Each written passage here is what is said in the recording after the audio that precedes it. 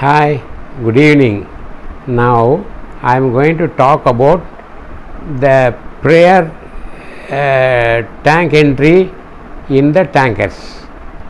So everybody listen and watch carefully what I am going to tell about the prayer entry in the tankers. டேங்கருக்குள்ள டேங்க்கில் நுழையிறதுக்கு முன்னாடி நம்ம என்னென்னலாம் check பண்ணிவிட்டு இறங்கணும், அப்போ தான் நம்மளுடைய லைஃபுக்கு அது சேஃப்டி அப்படிங்கிறத நான் இப்போ சொல்ல போகிறேன். எல்லோரும் கவனமாக கேளுங்க. தேங்க்யூ. நிறையா டேங்கர்லேயுமே நிறைய வித்தியாசங்கள்லாம் மாறிக்கிட்டே வருது. முந்திலாம் நம்ம ஒவ்வொரு டேங்கையும் க்ளீன் பண்ணிவிட்டு உள்ளே வெளியே இருந்து ஆக்சிஜன் உள்ளே போகிற மாதிரி பெரிய பெரிய ஃபேன் சுற்றுற ப்ளோவர்லாம் போடுவோம். அது எலக்ட்ரிக்கல் ப்ளோவர் போடக்கூடாது. இருந்து ஆக்சிஜன் அவ்வளோத்தையும் உள்ளே தள்ளிக்கிட்டே இருக்கும். அதில் பெரிய ஒரு குழாய் மாதிரி பிளாஸ்டிக்கில் சூட்டு போடுவோம். அது போய் டேங்க்குள்ளே போய் அவ்வளோ ஆக்சிஜனே உள்ளே விட்டு அப்படியே உள்ளே இருக்கிற அந்த பெட்ரோலியம், அந்த கார்பன் மோனாக்சைடு இதெல்லாம் வெளியே வந்துட்டுனா தான் டேங்க்கில் மறுநாள் ஆட்கள் என்ட்ரி ஆக முடியும். அப்போது எவ்வளவு கேஸு குறைஞ்சிருக்கு அப்படின்னு அவங்க மணிக்கணக்காக அவங்க செக் பண்ணிகிட்டே இருப்பாங்க. மேலேருந்து ஆஃபீஸர் கேரட்டையும் பம்மானையும் விட்டு செக் பண்ணி கேஸ்லாம் நல்லா டவுன் ஆகிட்டு, ஸோ நம்ம டேங்க்கில் வெளியேருந்து கேஸ் ஃப்ரீ பண்ணுறதுக்கு ப்ளோவர்லாம் போட்டு அது வெளியே இருந்து ஆக்சிஜன்லாம் உள்ளே போய் உள்ளே இருக்கிற எல்லா டாக்ஸிக் கேஸஸும் வெளியே போகுது. வெளியே போனதுக்கப்புறம் நம்ம நாளைக்கு மறுநாள் அதை என்ட்ரி ஆகணும்னா before entering into the tank நம்ம அந்த டேங்க்கில் எவ்வளவு ஆக்சிஜன் இருக்குதுன்னு நம்ம செக் பண்ணணும். செக் பண்ணுறதுக்கு அவங்க கேடட்லாம் அவங்க நைட் ஃபுல்லாக செக் பண்ணி, நைட் டியூட்டி ஆஃபீஸர்ஸ் அந்த ஏபிஸ் எல்லாருமே நைட்டில் இருக்கிறவங்களாம் அதை செக் பண்ணி பார்த்துட்டு இந்த டேங்க் கேஸ் ஃப்ரீ ஆகிட்டுன்னு சொல்லி அவங்க சர்டிஃபை பண்ணுவாங்க. அந்த சர்டிஃபை பண்ணுறதுக்கு மறுநாள் காலைல சீஃப் ஆஃபீஸர் சொல்லுவார் போசன் இந்த டேங்கில் போகலாம் இறங்கலாம், இந்த டேங்கில் போகலான்னு சொல்கிறதுக்கு அதுக்குரிய ஜாமான்கள்லாம் நாங்கள் முந்தின நாளே எல்லாம் ரெடி பண்ணி வச்சுருப்போம். அப்போ அந்த டேங்க்குள்ளே முதல்ல இறக்க வேண்டியது வெல்டன் பம்ப்னு சொல்லி ஒரு பம்ப் இருக்குது. அதுவும் கேஸில் கம்ப்ரஸரில் ஓடி அந்த ஏரில் அது ஆப்ரேட் ஆகிற பம்ப் அதுதான் உள்ளே கொண்டு போகணும். அது மேலேருந்து எல்லா ஓசையும் இறக்கி அந்த வெல்டன் பம்பை இறக்கிட்டு கீழே போய் அந்த பில்ஜஸில் போய் நேராக அந்த வெல்டன் பம்பை நம்ம ஸ்டார்ட் பண்ணுறதுக்கு போகும்போது கீழே 2 ஆள் போவான்.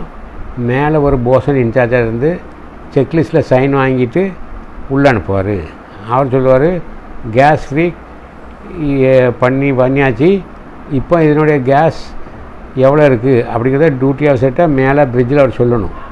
சொன்னதுக்கப்புறம் அப்படியே அவர் பெர்மிஷன் கொடுப்பார். ஓகே யூ கேன் என்டர்னு அவர் சொன்னதுக்கப்புறம் தான் நம்ம டேங்க்கில் இறங்க அலௌடு. ஏன்னா இந்த போசன் கரெக்டாக கேரட்டை வச்சு எவ்வளோ கேஸ் இருக்குது எல்லாத்தையும் பார்த்துட்டு தான் அவர் ஒரு குரூவை முதல்ல உள்ள விடுவார். ஏனியில் எப்படி இருக்குது அப்படின்னு கேட்பார்.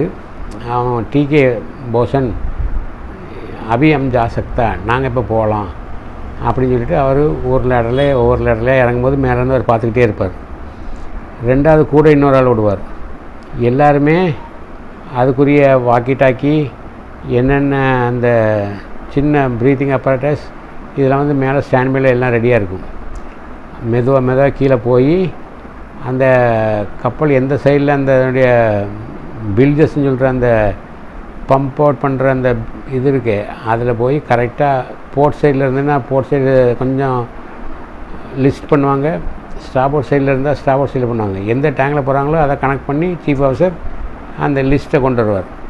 கரெக்டாக உள்ளே போனோன்னா எல்லா தண்ணியும் மொத்தமாக கெட்டி கிடக்கிற ஒரு இடத்துல போய் வெல்டன் பம்பை ஸ்டார்ட் பண்ணிவிட்டு எல்லோரும் மேலே வந்துடுவாங்க.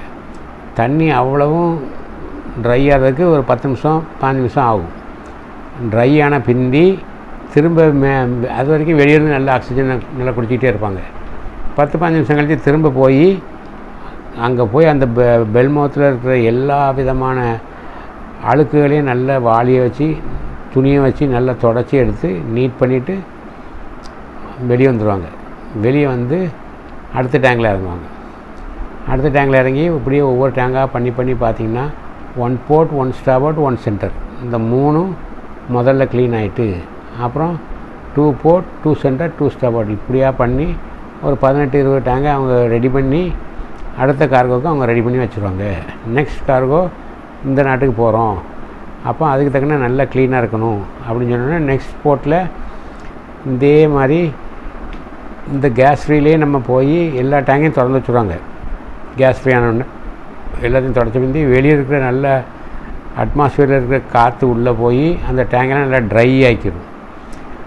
அதுக்கு முந்தின நாள் தண்ணிலாம் அடித்து எல்லாம் க்ளீன் பண்ணி நைட்டில் ப்ளோவரை போட்டாச்சு. மறுநாள் ட்ரை ஆன பிந்தி அந்த டேங்கையெல்லாம் திறந்து வச்சு அடுத்த நாட்டுக்கு போய் அந்த நாட்டில் உள்ள சர்வேயர் வந்து செக் பண்ணி பார்ப்பார் ஒவ்வொரு டேங்கில் இறங்கி. ஓகே, இந்த டேங்க் பாஸ், இந்த டேங்க் பாஸ் அப்படின்னு சொன்னோடனே அந்த எங்களுக்கு டேங்க் க்ளீனிங் மணியும் கிடைக்கும், அந்த டேங்க் க்ளீனிங் பாஸ் ஆனதுக்குரிய ஒரு சில சர்டிஃபிகேட்டும் கிடைக்கும். ஸோ ஒவ்வொரு க்ரூட் ஆயிலில் மட்டும் டேங்க் க்ளீனிங் கிடையாது. அது ட்ரைடாக்கில் வந்து கடைசியில் பண்ணுவாங்க.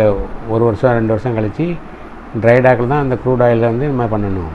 அது எப்படின்னா, க்ரூட் ஆயில் வந்து மொத்தமாக கட்டியாக தார் மாதிரி இருக்கிற ஒரு ஆயில்னால் அதை வந்து வெளியிருந்து நல்லா சூடு பண்ணி தான் நம்ம கப்பலில் ஏற்றுவாங்க. ஏற்றி நல்ல வெயில் காலத்தில் நல்லா எல்லாமே கொலன்னு உள்ளே போய் விழுந்துடும். அந்த க்ரூட் ஆயிலை அடுத்த நாட்டிலே நம்ம டிஸ்சார்ஜ் பண்ணிடலாம். ஆனால் சில அக்டோபர், நவம்பர், டிசம்பர்லாம் வந்து ரொம்ப சிவியர் கோல்டாக இருக்கும். வெளியே கப்பல் ஃபுல்லாக ஐஸ் ஆயிடும். அப்போ அதுக்குள்ளே க்ரூட் ஆயில் இருந்தால் எப்படி இருக்கும்? அதை நாங்கள் ஹீட் பண்ணிக்கிட்டே தான் இருப்போம், ஹீட்டிங் ஆயில் மூலமாக.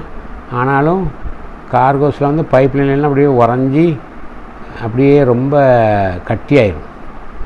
அதை எடுக்கிறதுக்குள்ளே திரும்ப கார்கோவெல்லாம் ஹீட் பண்ணி கொஞ்சம் கொஞ்சமாக அந்த பம்ப் அவுட் பண்ணி அதை எடுக்கிறதுக்குள்ளே நமக்கு கொஞ்சம் டைம் ஆகும்.